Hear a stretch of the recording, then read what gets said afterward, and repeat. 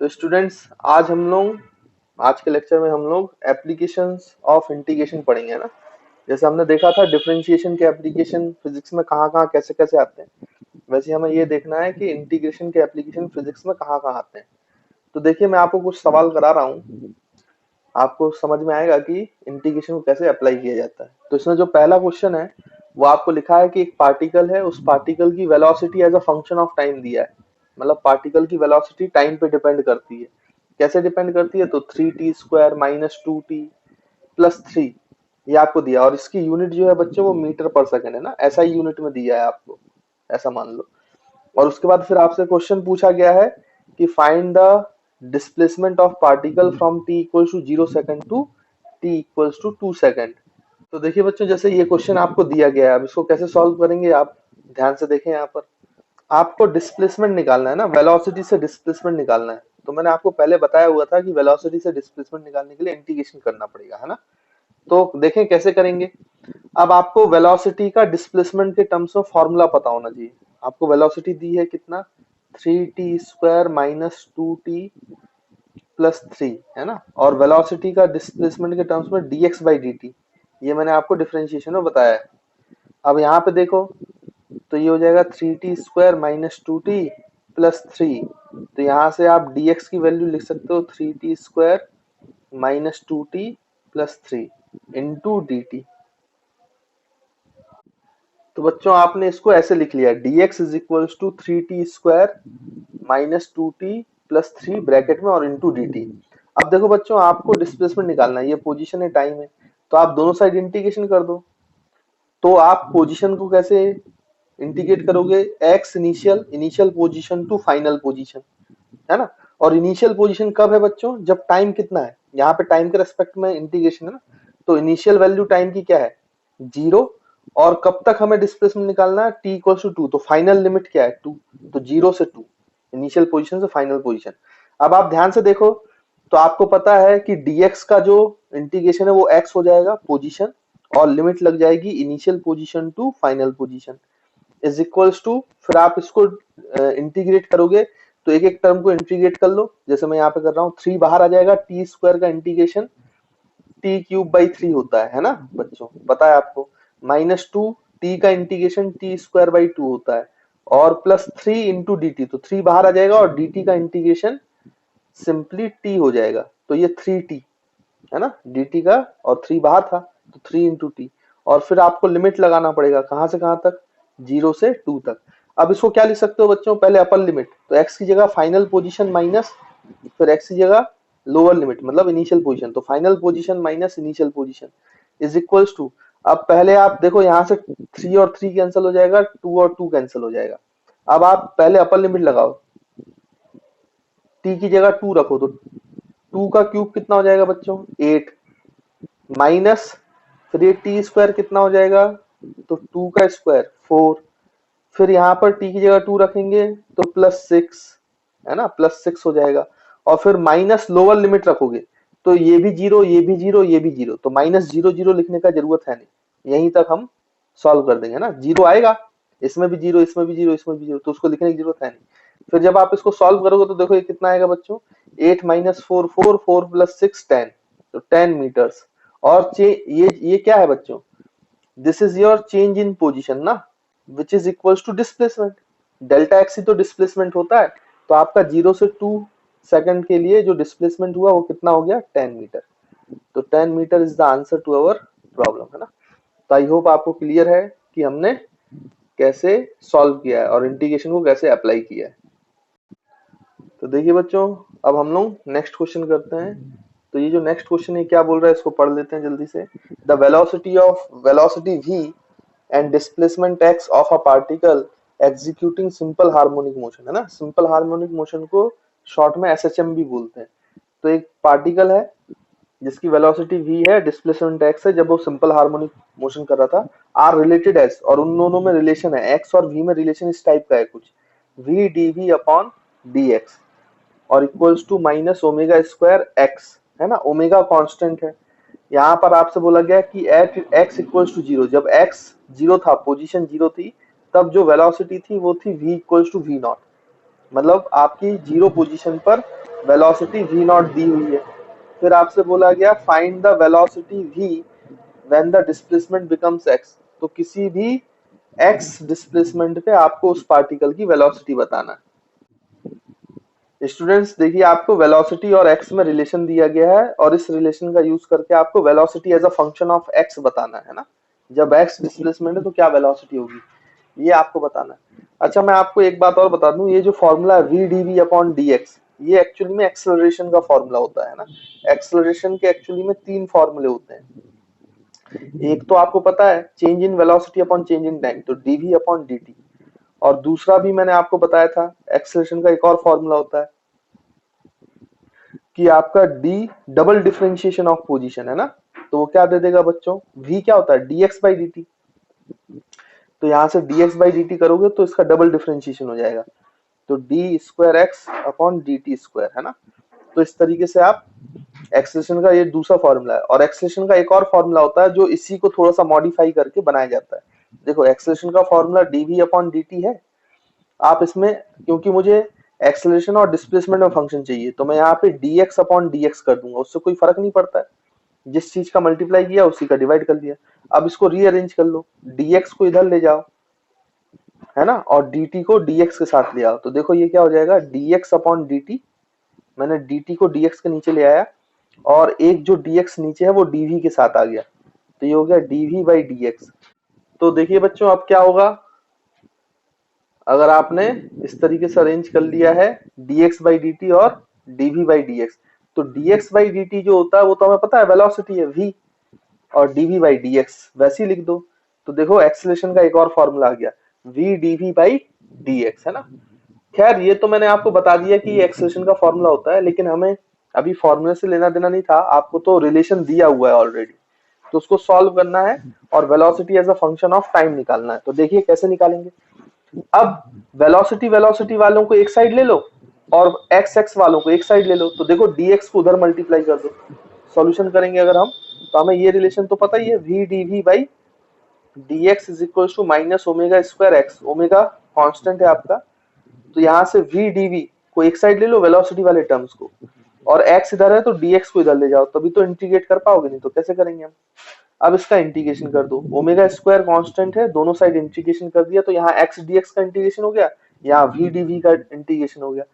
अब देखो, आपको जीरो डिस्प्लेसमेंट से चलना है, जीरो से लेकर कहां तक बच्चों, x तक, किसी भी x पे निकालना ना वेलोसिटी। और जीरो वाले डिस्प्लेसमेंट पे वेलोसिटी क्या थी, तो यहाँ पे लोअर लिमिट हो जाएगी v नॉट, जीरो के करस्पॉन्डिंग v नॉट, और अपर लिमिट x की जगह पे, x पे हमें क्या वेलोसिटी चाहिए, v, तो हम यहाँ पे v लिख देंगे। तो this is v naught to v, limit लगाना अच्छे से आना चाहिए बच्चों।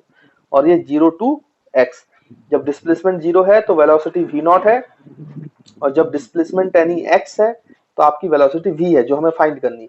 अब देखो इसका रिजल्ट क्या हो जाएगा बच्चों, इसको डिफरेंशिएट, इसको इंटीग्रेट करोगे आप तो क्या हो जाएगा, देखो आप, ये हो जाएगा कितना, v dv का इंटीग्रेशन होता है v स्क्वायर बाई टू, और लिमिट लगा दो आप v नॉट से लेकर v तक इज इक्वल्स टू, यहाँ पे कितना हो जाएगा माइनस ओमेगा स्क्वायर, और x का इंटीग्रेशन हो जाएगा x स्क्वायर बाई टू, और इसमें भी लिमिट लगा दो जीरो टू x। तो इसको अब हम फर्दर सॉल्व करेंगे तो हमें लिमिट अब अप्लाई करना है ना बच्चों। तो एलएचएस में करो आप, सबसे पहले अपर लिमिट, तो v की जगह v रखेंगे तो ये आ जाएगा v स्क्वायर बाई टू है ना, और माइनस, फिर लोअर लिमिट रखेंगे तो v की जगह v नॉट, तो v naught square by two is equals to, यहाँ पर माइनस ओमेगा स्क्वायर। अच्छा, ये बाई टू चाहो तो आप बाहर ले लो, अंदर क्या बचेगा देखो, x की जगह x रखेंगे हम तो ये बचेगा x स्क्वायर, और x की जगह जीरो रखेंगे तो माइनस जीरो आएगा। ठीक, लिमिट सॉल्व कर ली, और देखो ये टू यहाँ से कॉमन आएगा वन बाई टू, तो ये वन बाई टू यहाँ से कैंसिल आउट हो जाएगा, तो टू टू टू हर जगह से कैंसिल आउट हो गया। अब यहाँ पे क्या बचा बच्चों, तो v square minus v naught square is equals to minus omega square x square. ठीक, अब v नॉट को उधर ले आओ, तो v की वैल्यू हो जाएगी v नॉट स्क्वायर, उधर जाएगा तो प्लस हो जाएगा v नॉट, और minus omega square x square. और हमें v का वैल्यू चाहिए था, तो v as a function of x की वैल्यू क्या जाएगी बच्चों, v naught square minus omega square x square.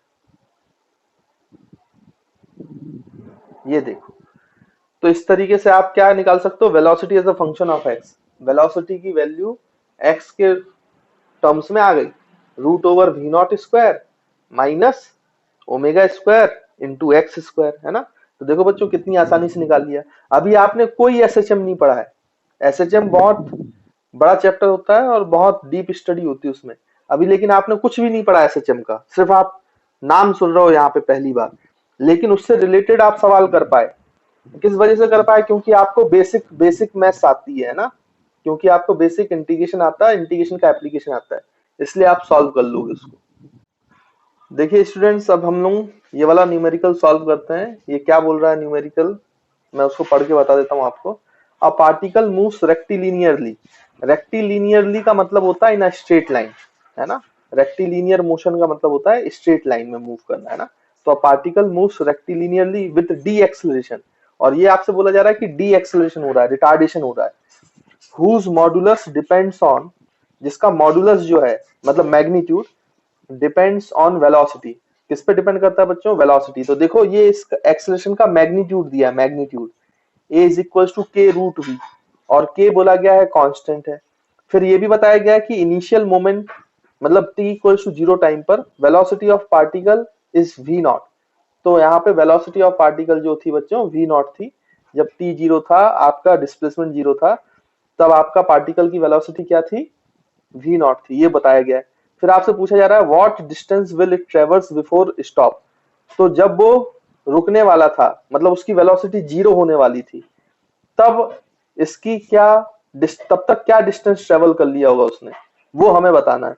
और दूसरी चीज हमें बतानी है कि what time will it take to cover the distance, और इस डिस्टेंस को कवर करने में उसने कितना टाइम दिया होगा, ये बताना है। तो ये दो सवाल है, तो हम वन बाई वन करके इसको सॉल्व करते हैं। तो इसका सॉल्यूशन करते हैं अपन। तो देखिए सॉल्यूशन क्या है, सॉल्यूशन में पहले फर्स्ट पार्ट हम सॉल्व करते हैं। तो आपको देखो एक्सेलरेशन का मैग्नीट्यूड दिया है, लेकिन डी एक्सेलरेशन है बच्चों, तो एक्सेलरेशन का जो साइन होगा वो नेगेटिव होगा, क्योंकि अगर वेलोसिटी आप पॉजिटिव मान रहे हो तो वेलोसिटी लगातार घट रही है, तो एक्सेलरेशन अपोजिट डायरेक्शन में लगा होगा, है ना। इतना तो आपने नाइन्थ में सीखा हुआ है कि डी एक्सेलरेशन का मतलब रिटार्डेशन, और रिटार्डेशन में एक्सेलरेशन नेगेटिव होता है। तो एक्चुअली में हमें अगर इसको लिखना है साइन वाइज वेलोसिटी के साथ, तो हमें क्या लिखना पड़ेगा, माइनस के रूट वी।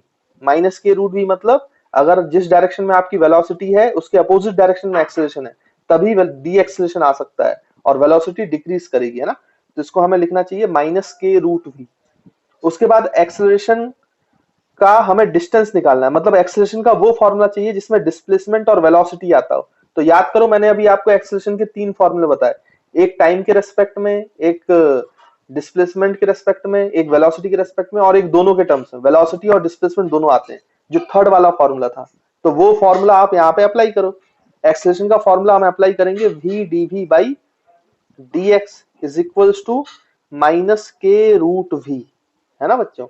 अब क्या करेंगे हम, जब ये फॉर्मूला हमने अप्लाई कर दिया, तो आप क्या करो कि v वालों को एक साइड ले लो और dx वाले को एक साइड ले लो, है ना। तो इससे आपका और अच्छे से काम हो जाएगा। तो ये रूट v को नीचे ले आओ, तो ये v अपॉन रूट v हो जाएगा बच्चों, इंटू dv हो जाएगा, is equals to minus k, और ये dx को इधर ले आओ आप कांस्टेंट के साथ, तो इंटू dx हो जाएगा। अब ये जो root v upon root v है, इसको कैंसिल कर लो, तो ये रूट v बचेगा। तो root v dv is equals to minus k dx। अब हमें वेलोसिटी और x में रिलेशन चाहिए, डिस्टेंस का रिलेशन चाहिए। तो हम क्या करेंगे बच्चों, दोनों साइड इंटीग्रेट कर दो, कर दिया, k कांस्टेंट है तो बाहर आ गया। अब ये कहां से, जीरो डिस्टेंस से x डिस्टेंस कवर करेगा। अच्छा, जीरो डिस्टेंस में इनिशियल मूवमेंट में आपकी वेलोसिटी पार्टिकल की कितनी थी, तो जीरो डिस्टेंस में वेलोसिटी की पार्टिकल की वेलोसिटी v नॉट है, ये दिया हुआ है देखो।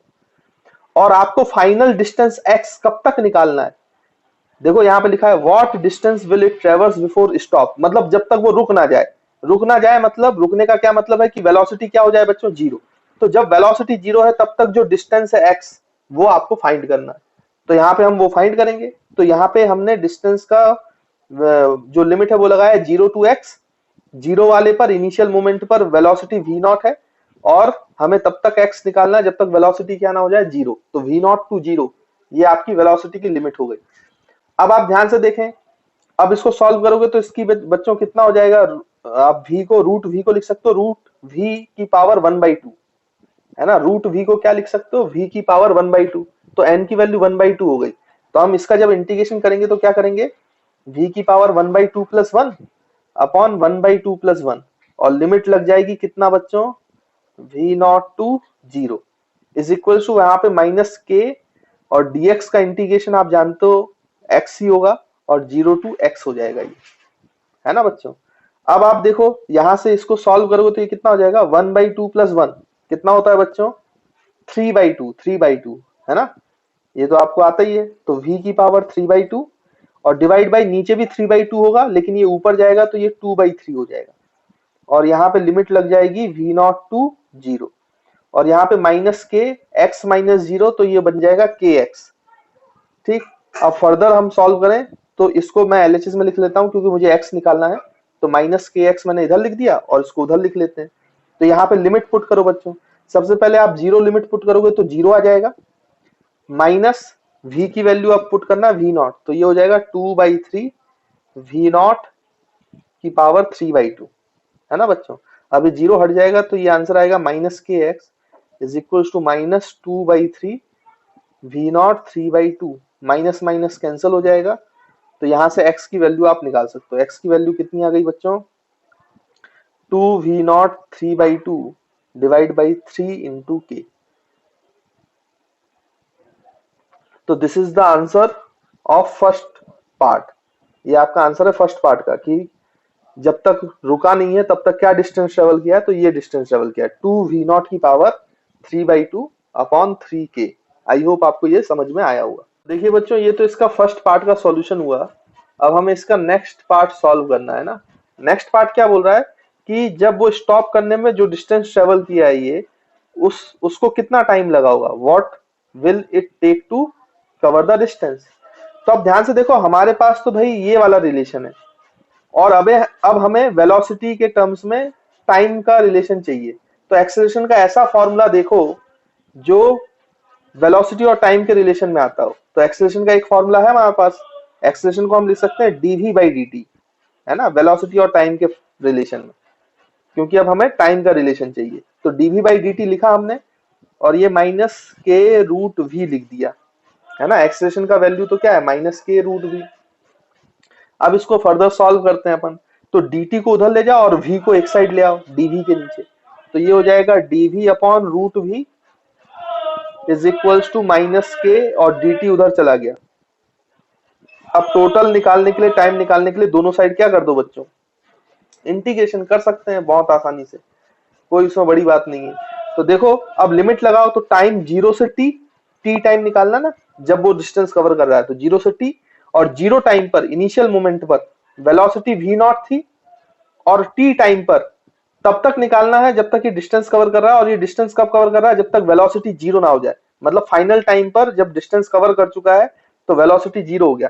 तो लिमिट क्या लग गई, टाइम की लिमिट हो गई 0 टू t, और 0 टाइम पर वेलोसिटी की लिमिट हो गई v नॉट टू 0, 0 पे v नॉट और t पर 0, है ना बच्चों। चलो तो यहां तक मेरे ख्याल से आपको समझ में आ गया होगा लिमिट। अब इसको सॉल्व करते हैं आगे, तो इसको रूट v को आप ऐसे लिख सकते हो 1v की पावर माइनस 1/2 इंटू dv, और ये 0 to sorry v naught to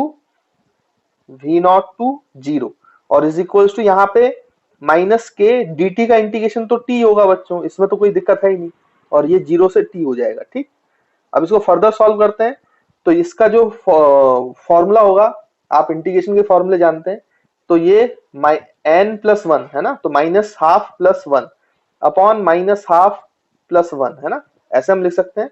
और यहाँ पे लिमिट लगा सकते हैं कितना, v naught to 0 is equal to, यहाँ पे आप देखो तो माइनस के इंटू टी, तो t की फाइनल लिमिट t और माइनस 0, तो t माइनस 0 t ही बचेगा, तो मैं यहाँ पर kt लिख देता हूँ। ठीक, अब इसको और फर्दर आप सॉल्व कर सकते हो, देखो हाफ प्लस 1, तो ये प्लस हाफ हो जाएगा, है ना, और ये हाफ प्लस 1 हाफ होगा तो 2 ऊपर चला जाएगा, तो ये हो जाएगा 2 रूट v, और लिमिट हो जाएगी v naught to 0 is equal to minus k T.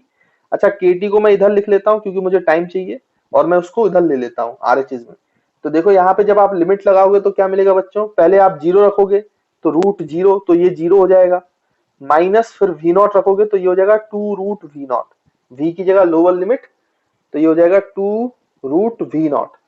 अब आप ध्यान से देखो तो ये माइनस 0 तो हट जाएगा और माइनस माइनस कट जाएगा, तो यहाँ से टाइम की वैल्यू आ जाएगी, जो सेकंड का आंसर है क्या आ जाएगा बच्चों, √2v0/k। तो this is the answer to the second part. अब देखो बच्चों, इसको हमने इंटीग्रेशन से सॉल्व किया है और कितनी आसानी से अभी सॉल्व हो गया। लेकिन मैं आपको बता दूं, ये काइनेमेटिक्स का, जब मोशन इन वन डायमेंशन पढ़ेंगे ना, तो ये काइनेमेटिक्स का बहुत टफ सवाल माना जाता है, बच्चों से अमूमन बनता नहीं। और उसका मेन कारण ये होता है कि बच्चों को इंटीग्रेशन अच्छे से नहीं आता। इंटीग्रेशन से एक तो घबराते हैं, ऊपर से इंटीग्रेशन सॉल्व नहीं कर पाते हैं जब सवालों में आता है, ये अप्रोच नहीं लगा पाते हैं किस तरीके से सॉल्व करना है, और लगा भी लेते हैं तो कई बार बच्चे लिमिट लगाने में गलती कर देते हैं। तो ये सारी बातों को आपको ध्यान में रखना पड़ेगा, तब आपके टफ सवाल जो होंगे किसी चैप्टर के वो बन पाएंगे, है ना। तो ये टफ क्वेश्चन माना जाता है ना, लेकिन अगर आपने ध्यान से सुना है और अगर आप सीख गए हैं तो आपको ये क्वेश्चन आसान ही लगेगा। तो देखिए बच्चों, ये वाले क्वेश्चंस हमने कर लिए हैं, लेकिन अभी कुछ क्वेश्चंस और हैं, वो भी हम कर लेते हैं। अब थोड़ा सा जो हमने ग्राफिकल मीनिंग सीखा था, एरिया अंडर कर्व वाला जो कॉन्सेप्ट सीखा था, उससे रिलेटेड कुछ सवाल हैं, वो हम सवाल करते हैं, ठीक। अब देखिए, जब मैं थोड़ा सा यहाँ पे रिवाइज करा देता हूँ जो मैंने ग्राफिकल मीनिंग में बताया था। मैंने आपको बताया था कि कोई भी ग्राफ हो ऐसे y और x का, और अगर कोई भी ऐसा फंक्शन दिया हो, y as a function of x है, और आपको उसमें क्या करना है बच्चों, x इक्वल्स टू a से लेकर x इक्वल्स टू b तक एरिया अंडर द कर्व चाहिए, ये एरिया। तो हम क्या करते थे बच्चों, उसके लिए इंटीग्रेशन का सहारा लेते थे। क्या करते थे कि किसी भी x पे जाके हम एक स्मॉल स्ट्रिप ले लेते थे, बहुत छोटी सी स्ट्रिप, बहुत स्मॉल स्ट्रिप, जिसकी विड्थ dx होती है। तो इसका जो छोटा सा एरिया है dA, स्मॉल अमाउंट का एरिया, वो हम लिख सकते हैं लेंथ इंटू ब्रेथ। तो मान लो x पे जाके जो आपका y है वो y हो गया, तो इसकी लेंथ y हो गई और विड्थ dx हो गई, तो छोटा सा एरिया क्या हुआ आपका, y dx, है ना। और उसके बाद हमें टोटल एरिया चाहिए फ्रॉम a टू b, तो आप इसको क्या कर दो बच्चों, इंटीग्रेट कर दो, तो ये आ गया आपका एरिया, और ये हो जाएगा इंटीग्रेशन y dx। और ये लिमिट कहां से कहां तक बच्चों, x is equals to a से लेकर x is equals to b तक, मतलब जिन x की वैल्यूज के बीच में आपको एरिया चाहिए वो लिमिट लगा दो। तो ये आपको एरिया अंडर कर्व देता था। मतलब इंटीग्रेशन का ग्राफिकल मीनिंग जो था, वो किसी भी ग्राफ में y की जगह कुछ भी हो सकता है और x की जगह कुछ भी हो सकता है, बट उस ग्राफ का अगर आपको एरिया निकालना है तो y dx से आप एरिया निकाल सकते हो, और जिस x की लिमिट में चाहिए a से b तक, वो आप लिमिट लगा सकते हो, है ना। तो अब इसी का यूज करके हम कुछ ग्राफ्स का एरिया निकालते हैं जल्दी से, देखिए कैसे निकालेंगे। तो देखो बच्चों, आपको इस टाइप का क्वेश्चन दिया गया है और इसको हमें सॉल्व करना है। क्या बोला गया, find the area bounded in the region between the, ये कर्व का फॉर्मूला है, y और x में रिलेशन है, यहाँ पर x इक्वल्स टू 1 से लेकर x इक्वल्स टू 4 तक, और x एक्सिस के बीच में जो भी एरिया बन रहा है फर्स्ट क्वाड्रेंट में, आपको उसका एरिया निकालना है, ठीक। अब बेसिकली आपको पहले तो ग्राफ पता होना चाहिए, और ग्राफ के लिए आपको कोऑर्डिनेट ज्योमेट्री आनी चाहिए। तो आप टेंशन मत लो, कोऑर्डिनेट ज्योमेट्री मैं आपको बता दूंगा जब मैं आपको ग्राफ्स इन स्ट्रेट लाइन पढ़ाऊंगा। जब हम काइनेमेटिक्स पढ़ेंगे तो वहां पे ग्राफ्स के बारे में पढ़ेंगे, तो वहीं पे मैं कोऑर्डिनेट ज्योमेट्री बताऊंगा, है ना। बेसिक मैथ्स में मैंने अभी कोऑर्डिनेट ज्योमेट्री का जिक्र नहीं किया है। उसका कारण यह है कि क्योंकि जब ग्राफ्स में यूज होगा तब बच्चा भूल जाता है, इसलिए वो उसी समय कराया जाएगा आपको, ताकि याद रहे और आपको ग्राफ्स बन जाए। बाकी अभी मैं आपको बता देता हूं कि ये जो y square equals to 4x का जो ग्राफ होता है वो पैराबोलिक ग्राफ है ना। कभी भी याद रखिएगा, y की मैक्सिमम पावर 2 है और x की मैक्सिमम पावर 1 है, तो ऐसा ग्राफ हमेशा पैराबोलिक ग्राफ होता है। तो ये जो ग्राफ होता है ये इस शेप का होता है। अभी आप परेशान ना हो शेप के लिए या फंक्शन के लिए, ये मैं आपको सब समझा दूंगा कि कौन सा ग्राफ कैसे शेप का होता है। आप ध्यान से देखो तो इसको समझ भी सकते हो कि इसका शेप ऐसा ही क्यों है, क्योंकि देखो इस पूरे ग्राफ में, इस पूरे कर्व में x की वैल्यू हमेशा कैसी है बच्चों, आपकी x की वैल्यू हमेशा कैसी है बच्चों, है ना, पॉजिटिव है, पॉजिटिव है, और होनी भी चाहिए। देखो यहाँ पे y चाहे नेगेटिव रखो चाहे y पॉजिटिव रखो, उसका स्क्वायर क्या हो जाता है बच्चों, पॉजिटिव। तो x हमेशा पॉजिटिव ही होना चाहिए था, इसलिए इस टाइप का ग्राफ है ना। अभी ये सब के बारे में आप चिंता नहीं करो, हम जैसे जैसे जब कोऑर्डिनेट ज्योमेट्री पढ़ेंगे तो आपको क्लियरली बता दूंगा कि कैसे निकाला जाता है ना। तो ये ऐसे इस प्रकार का ग्राफ है। Y square is equal to 4x का जब ग्राफ ड्रॉ करोगे आप तो ऐसा ग्राफ आता है। ठीक, अब उन्होंने बोल दिया है कि ग्राफ का एरिया हमें निकालना है। किस किस के बीच में भाई? एक तो x equals to 1, x equals to 1 से y के पैरेलल एक लाइन खींचो, जहां ग्राफ में कट करे वहां मार्क कर लो। फिर x इक्वल्स टू 4 से y के पैरेलल लाइन खींचो, जहां ग्राफ में कट कर दे वहां मार्क कर लो। अब ये कर्व के बीच में जो Y square equals to 4x है, x एक्सिस के बीच में और x इक्वल्स टू 1 और x इक्वल्स टू 4 वाली लाइन के बीच में जो भी ग्राफ एरिया आ रहा है, ये ये एरिया अंडर द कर्व है। इस एरिया को आपको बताना है। मैंने नीचे क्यों नहीं बनाया? क्योंकि वो बोल रहा है फर्स्ट क्वाड्रेंट वाला एरिया चाहिए, इसलिए नीचे वाला एरिया नहीं लेना है आपको। सिर्फ आपको कौन सा एरिया चाहिए बच्चों? फर्स्ट क्वाड्रेंट वाला, है ना। तो हम फर्स्ट क्वाड्रेंट वाले एरिया को निकालना चाहते हैं। अब देखिए आप इसको कैसे निकालेंगे। हमें लिमिट पता चल गई, x इक्वल्स टू 1 से लेकर x इक्वल्स टू 4 तक चाहिए, है ना। फिर हम वही अपना इंटीग्रेशन वाला फॉर्मूला लगाएंगे जो अभी हमने ग्राफिकल मीनिंग सीखा था, कि हम किसी भी x पे चले जाएं, किसी भी x पर, और x पे जाके एक पतली सी स्ट्रिप ले लें, एक बहुत पतली सी स्ट्रिप ले लें जिसकी विड्थ कितनी है बच्चों? dx। तो इसका छोटा सा एरिया आ जाएगा इस स्ट्रिप का, dA। अब वो छोटा सा एरिया dA कैसे लिखेंगे बच्चों? तो यहाँ पे सॉल्व कर लेते हैं।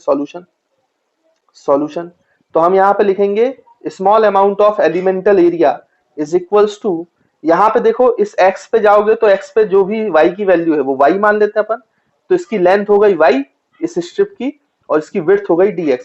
तो छोटा सा एरिया जो dA लिखोगे वो लिखा जाएगा y dx। अगर अब हमें टोटल एरिया चाहिए तो हमें इंटीग्रेशन करना पड़ेगा। और एरिया किस किस के बीच में चाहिए बच्चों? x की वैल्यू कहां से कहां तक है? x equals to 1 to x equals to 4। तो यहाँ पे लिमिट लिखेंगे x equals to 1 to x equals to 4। तो आपको यहां से ऐसा मिल जाएगा कि area under the curve is equals to integral 1 to 4 y dx। लेकिन ये इंटीग्रेशन पॉसिबल नहीं है जब तक आपको y की वैल्यू x के फॉर्म में ना पता हो। x का फंक्शन चाहिए ना बच्चों। तो यहां से हम निकाल लेंगे ये जो कर्व का रिलेशन दिया है। तो y square is equals to आपको 4x दिया है। तो यहां से आप देखो तो y की वैल्यू क्या हो जाएगी बच्चों? इसका रूट, है ना। तो जब इसका रूट निकालोगे तो रूट जब करते हो तो प्लस माइनस आता है। तो रूट 4x, जब प्लस माइनस करोगे तो रूट 4x आएगा भाई। या इसको ऐसे भी लिख सकते हैं, प्लस माइनस 2 बाहर आ जाएगा और ये बचेगा रूट x। ऐसे लिख सकते हैं हम। अब ध्यान से देखो इसमें कौन सी वैल्यू रखेंगे, y की कौन सी वैल्यू, प्लस वाली कि माइनस वाली। तो देखो हमें एरिया कहाँ का निकालना है? फर्स्ट क्वाड्रेंट का। और फर्स्ट क्वाड्रेंट में y पॉजिटिव है, y नेगेटिव नहीं लेना है, y की पॉजिटिव वैल्यू लेना है। इसलिए हम प्लस 2x रखेंगे यहाँ पर, क्योंकि हमें फर्स्ट क्वाड्रेंट का एरिया चाहिए। तो प्लस 2x रख दो। तो यहाँ से एरिया की वैल्यू आ जाएगी लिमिट 1 टू 4, y की वैल्यू हो जाएगी बच्चों रूट 2x पॉजिटिव वाली, क्योंकि फर्स्ट क्वाड्रेंट बस चाहिए, इनटू dx।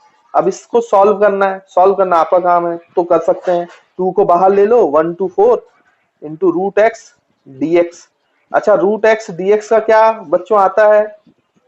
ये आपको पता है। रूट मतलब रूट एक्स का मतलब x की पावर 1/2 और प्लस 1 तो कितना हो जाएगा 3/2, और नीचे 3/2 तो 2 ऊपर चला जाएगा। 2 इंटू 2 मैं डायरेक्ट लिख रहा हूं, सॉल्व आप कर लेना। नीचे कितना आएगा बच्चों? 3/2, तो 2 ऊपर आ जाएगा, तो 2 इंटू 2 4 हो जाएगा, और नीचे 3 तो है ही। और ये रूट एक्स की जगह यहाँ पर x की पावर आ जाएगी 3/2, है ना। आई होप आपको समझ में आ रहा होगा कि कैसे सॉल्व कर रहे हैं। बाकी सॉल्व ऐसा ही अभी मैंने न्यूमेरिकल सॉल्व किया हुआ है, तो वैसे ही यहाँ पे फॉर्मूला लगाना है। ठीक, अब यहाँ पे 4 अपर लिमिट हो गई और 1 जो है वो लोअर लिमिट हो गई। तो लिमिट लगा लो भाई, क्या दिक्कत है। तो एरिया में लिमिट आ जाएगा 4/3। अपर लिमिट लगाओगे तो 4 को आप लिख सकते हो बच्चों 2 का स्क्वायर, 2 का स्क्वायर, 4 को आप 2 का स्क्वायर लिख लो, और इसकी पावर 3/2। तो ये 2 और ये 2 कैंसिल हो जाएगा, और इसके बाद इस पे 1 लिख लो माइनस लोअर लिमिट, तो 1 की पावर 3/2। तो आपको पता है ये 4/3 हो जाएगा, और 2 क्यूब हो जाता है बच्चों 8, माइनस 1 की पावर कुछ भी हो वो तो 1 ही रहना है, तो ये 8 माइनस 1। तो इसको फर्दर सॉल्व करेंगे तो this is 4/3 into 7 which is equals to 28/3 units. तो देखो बच्चों एरिया अंडर द कर्व हमने कैसे निकाला है, by the application of integration. I hope आपको ये क्वेश्चन क्लियर होगा। और जब ऐसे ग्राफिकल क्वेश्चन आते हैं तो ये बड़ा काम की चीज होती है ना। तो आई होप आपको समझ में आया है। देखिए बच्चों हम एक और क्वेश्चन जल्दी से करते हैं फटाफट, ग्राफ से रिलेटेड। आपसे बोला गया है कि क्वेश्चन में the variation of force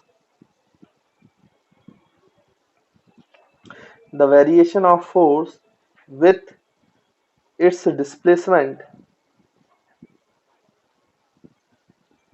its displacement is shown in graph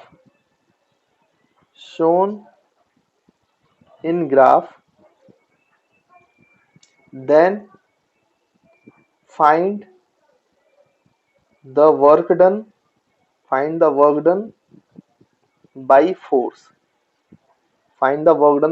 है ना। अब देखिए बच्चों, आपको क्वेश्चन में ऐसा ग्राफ दिया हुआ है, फोर्स वर्सेस डिस्प्लेसमेंट का ग्राफ है ना। एक्स एक्सिस में डिस्प्लेसमेंट है। मैं जैसे कई बार बोल चुका हूं आपको कि फिजिक्स में एक्स एक्सिस की जगह कुछ भी हो सकता है, कोई भी क्वांटिटी हो सकती है, और वाई एक्सिस की जगह कुछ भी क्वांटिटी हो सकती है।